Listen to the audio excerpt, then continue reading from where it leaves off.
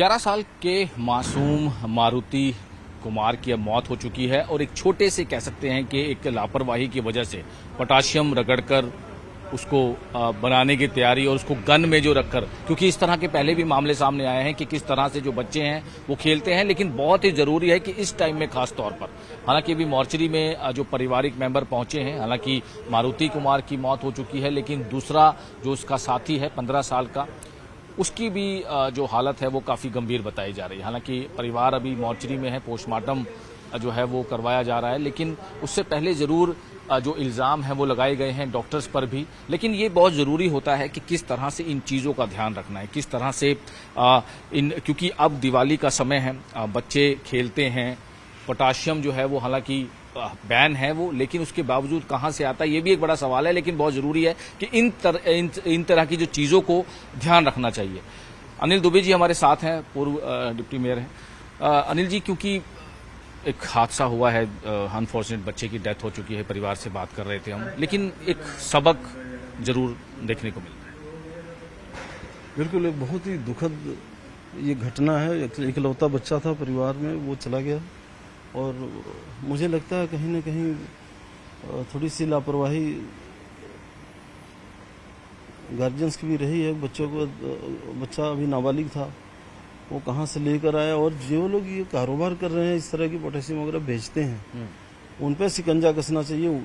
Police को सख्ती बरतनी चाहिए, क्योंकि त्योहारों का सीजन है। पिछले साल भी आपने देखा होगा, पोटाश से ही एक पूरा परिवार जो हरियाणा से चंडीगढ़ आ रहा था और रास्ते में ब्लास्ट हुआ और वो परिवार ही तबाह हो गया। बिल्कुल। तो अब कहीं न कहीं जो लोग पैसा कमाने के लिए इस तरह की चीजें बेच रहे हैं, उनके पास लाइसेंस है कि नहीं है, दे सकते हैं। बच्चों को तो वैसे भी नहीं देना चाहिए। तो उन ये बड़ा सवाल है दुबे जी, क्योंकि आपने बताया कि पहले भी इस तरह के हादसे हुए हैं। हर साल हम देखते हैं कि चाहे चंडीगढ़ हो, पंजाब हो, हरियाणा हो, इस तरह की चीजें आती हैं। इस पर नकेल जरूर कसनी चाहिए। बिल्कुल, ये प्रशासन को देखना चाहिए कि कहाँ से बच्चे लेकर आ रहे हैं, कौन बेच रहा है, और नाबालिग बच्चों को दे रहे हैं। अगर कोई उम्र दराज और कोई समझदार व्यक्ति लेकर आता है वो अलग बात है, पर और जो ये बना रहे हैं ना गन टाइप का आजकल, जिसमें ये उन पे भी शिकंजा कसना चाहिए। जो ये बिल्डर्स वगैरह हैं, बना के बेच रहे हैं, बच्चे ला के उसमें डाल के उससे खेलते हैं पटाखे, तो कहीं ना कहीं ये घोर लापरवाही है। क्योंकि सर आपके एरिया है वो, अब उसको लेकर और लोगों को जागरूक करेंगे, पुलिस को कुछ गुहार लगाएंगे सख्ती की, जो है इस तरह की चीजें दोबारा ना हो।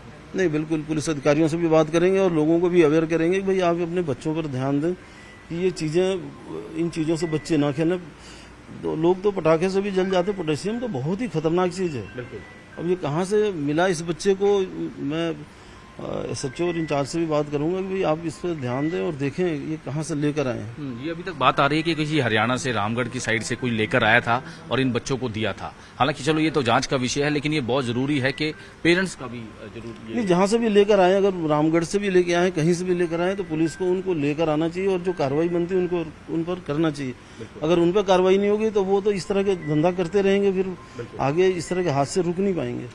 तो बिल्कुल, जैसे पारिवारिक मेंबर पहुंचे हैं और जो लीडर्स हैं वो भी पहुंचे हैं, क्योंकि एक सवाल जरूर खड़ा होता है कि जो इस तरह की पोटाशियम है, क्योंकि पहले भी जैसे हरियाणा का एक परिवार था, पूरा परिवार खत्म हो चुका था इसी हादसे में, और पंजाब अगर हम बात करें, कई इस तरह के हादसे पहले भी हो चुके हैं इसी की वजह से। तो जरूर इस पर सख्ती करनी चाहिए। हालांकि एक 11 साल का मासूम बच्चा अब इस दुनिया में नहीं रहा, उसका साथी अभी हॉस्पिटल में जिंदगी और मौत की जंग लड़ रहा है, उसको भी काफी सीरियस बताया जा रहा है। लेकिन ये बहुत जरूरी है कि इस टाइम में खास तौर पर सख्ती बहुत जरूरी है। जो भी बेच रहे हैं, कहां से ला रहे हैं, किस तरह की गन को तैयार किया जा रहा है, ये बहुत जरूरी है।